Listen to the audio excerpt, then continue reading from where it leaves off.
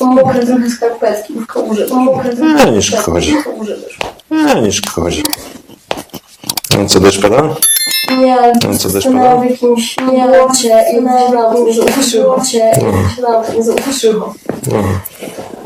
I luźno, to może trochę zaboleć. I luźno, to może trochę zaboleć. I tu to samo. I tu to samo.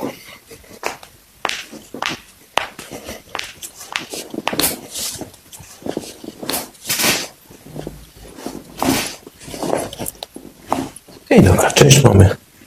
I dobra, część mamy. I teraz na pracę. I teraz zrobimy sobie. Najpierw zaczniemy od odcinka piersiowego. Głowa w ten sposób. I luźno.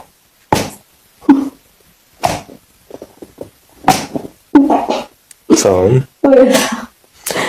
Nie masz czego bać.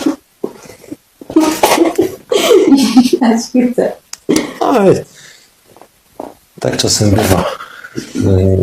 Jedni się śmieją, inni krzyczą, więc... Ale nie boli, nie? Nie, to strach bardziej. No. Luźniutko. Nie, no spokojnie, nic ci się nie stanie. Tak jak już widzisz, troszeczkę pstryka, ale...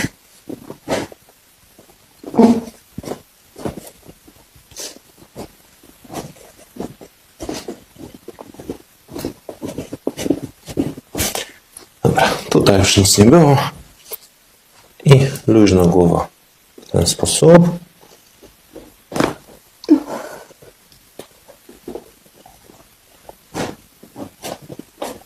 I teraz głowa na drugą stronę.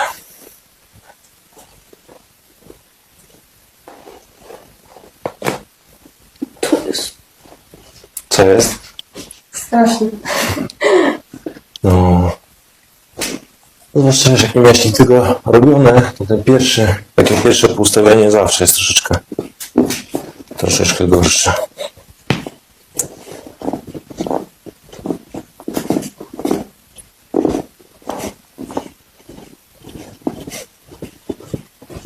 No i piersiowy odcinek mamy zrobiony. Zaczniemy od odcinka piersiowego. W ten sposób.